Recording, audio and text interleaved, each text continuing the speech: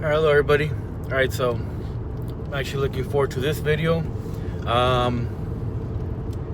Title of this video is what does it mean now that you're a black sash or a black belt? I'm gonna probably jump between those because in Kung Fu we use sashes.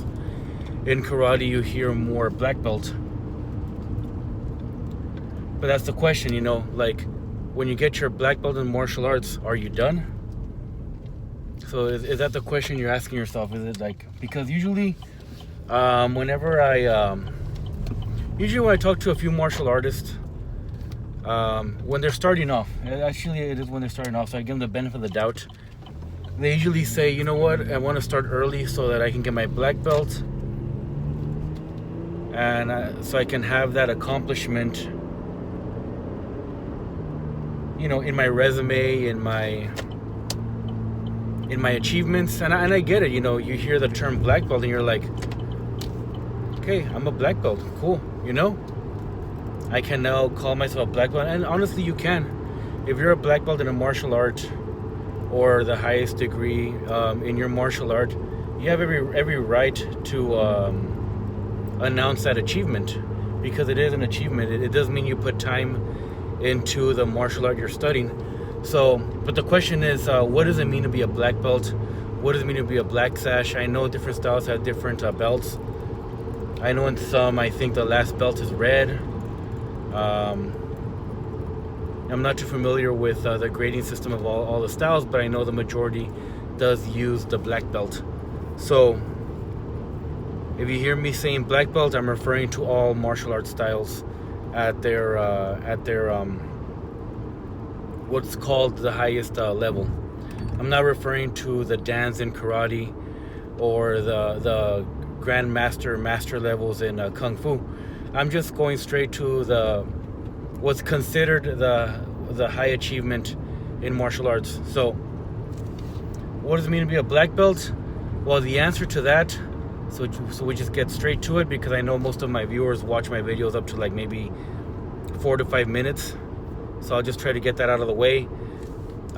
It's going to be different depending on your martial arts instructor.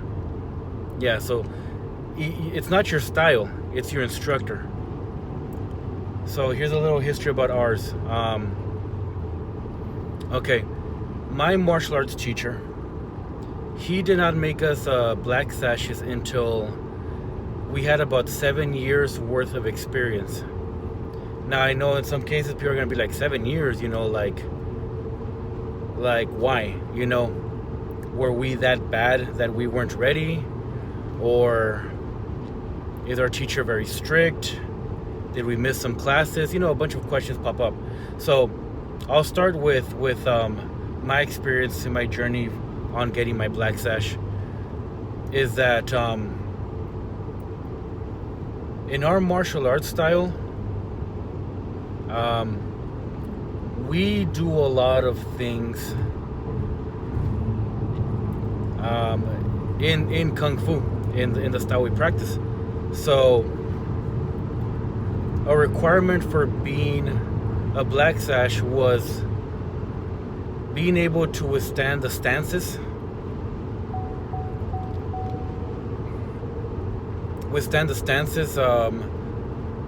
so it's kind of like an endurance test.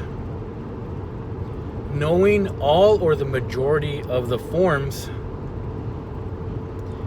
between beginner and black sash. Knowing the majority of the weapons.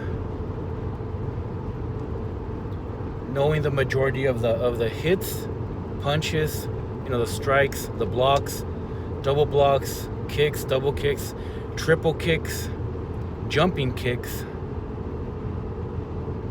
So that's the physical aspect.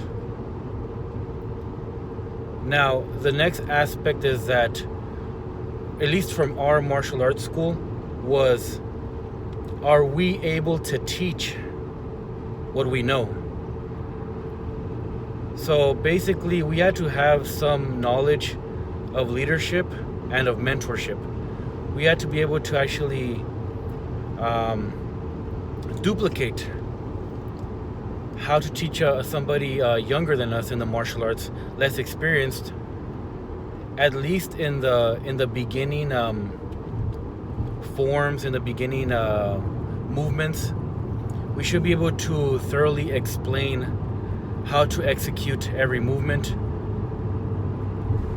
and how to have the new student, or the younger student, or the beginning student, intermediate student, be able to execute a form in karate which we call katas. So in our school we had to have a certain level of teaching ability when it came to gain our black sash. Another thing was that we were not going to get our black sash if we didn't have a maturity level. And when I talk about maturity, it means what we can do with our martial art. So yes, at this point we had already learned a lot of movements, a lot of forms, a lot of weapons, but we were not gonna get that sash unless our teacher was confident that we weren't gonna be using our martial art for anything in an immature level. You know, basically going out looking for fights, you know, trying to teach people where we can't even teach. So that is a maturity level, you know, because when you get a black sash, it does qualify you to be able to give instruction to somebody else. So if you're lacking, for example, safety procedures in martial arts, let's say you're training somebody and you're training them to a point where they get hurt, that means you haven't reached your level of maturity in the martial arts. So that's ours, okay? And that's gonna be a lengthy video, but I want to give you some perspective of a black sash. So now, us being black sashes, believe it or not, there's still now how to learn the reasoning behind all our movements, because in the martial arts there's a lot of hidden movements in the forms. A punch does not necessarily mean it's a punch. It could even be used as a block. But that's when you look at the applications. Again, I'm not here to teach you what those applications are. Just letting you know that once you're a black sash, you learn how to execute your movements in more variety and in more detail, and also how to generate more of your power. So in reality, you do become more lethal, not because you're a black belt or a black sash, but because now you have the maturity to learn how to become lethal. So for our school, once you got your black sash, that just means that now you entered the maturity level to learn how to be lethal. But for our teacher to have the confidence that we weren't going to use that, you know, for some stupid reason, put you that way. Like if I know how to execute a punch that could probably break somebody's rib, I have the maturity to not use it for whatever reason. You know, let's just say I get in some kind of fight because somebody, I don't know, I'm at a club, somebody's drunk. I don't go to clubs, but let's just give that scenario. I'm at a club and somebody is drunk and they bump into me, and then, you know, things get out of hand. I'm not gonna use a rib-breaking punch on my opponent. If anything, I'm gonna try to subdue him until either cops arrive or till the bouncer shows up and kicks that person out, you know? That's the maturity I'm talking about. I'm not gonna try to break somebody's skull because now I'm able to. So now let's talk about other martial arts. Okay, so in my experience, I've seen karate styles where they learn a few forms of katas. They learn a few punches, a few kicks, a few blocks, and then they get a black belt after 4 years. So what I realize that it means is that now that practitioner is ready to learn the advanced stuff. So their black belt basically gives them that that path for the more advanced. I normally see black belts starting to learn weapons. And to how I see it, it's because now they have better control of their body, better control of their coordination. So now they can actually use weapons without hurting themselves. I know karate has dans, like first dan, second dan, third dan. Not dan like my name, but dan in advancements. So in karate, they still advance. So there's still more to learn when it comes to their black belt. So the way I see it is that a martial arts teacher is basically giving you a black belt, is them saying, okay, I've acknowledged that you're serious about the martial arts and you're serious about this style. So what happens is that a lot of students, once they get their black belt, they leave. They're like, okay, I learned everything I have to learn. So whenever you see, let's just say a martial artist who claims they're a black belt or a black sash, they get in a fight, then they get the living snot beat out of them by a mixed martial artist practitioner. To my knowledge, they don't really use belts in mixed martial arts. Their thing is just their level of fighting. They have to be at a proficient level of fighting right away. So when you see a black belt get beat up or get humiliated, it's usually because that black belt reached black belt level and stopped going. They stopped training. Remember that black belt, that black sash, is to acknowledge the fact that now you're serious about the martial arts. Now you're serious about the things that are going to make you lethal. Because you're not going to make somebody lethal right from the start. You're not going to make a new student lethal. That's just being irresponsible.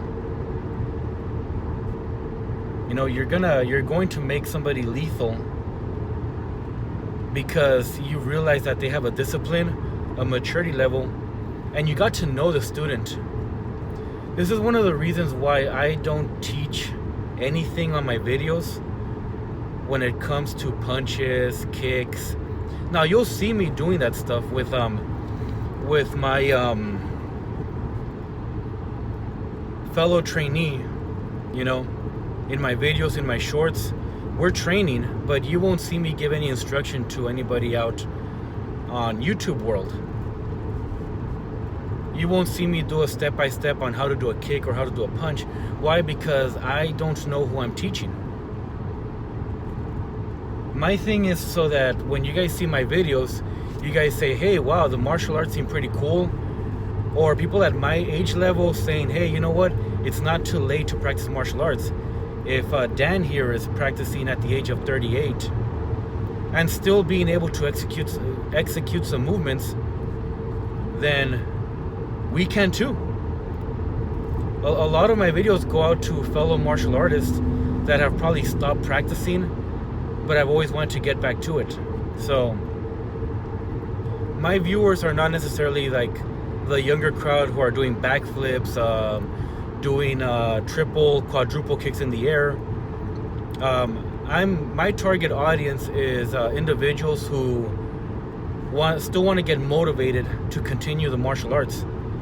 In my description, I put getting out of retirement and sharing my martial arts journey. Now my new name in my videos is not Combative Philosophy, which I'll still do that. I'll still share my philosophy on the martial arts, like this video here, but it's Cage Combat and Fitness. Because I'm serious when it comes to continuing the practice of martial arts, of combat. A lot of sparring involved, a lot of one-on-one fighting, and fitness.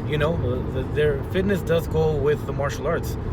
It's a form of cardio, it's a form of endurance, a form of stamina, a form of strength building, speed, and agility. So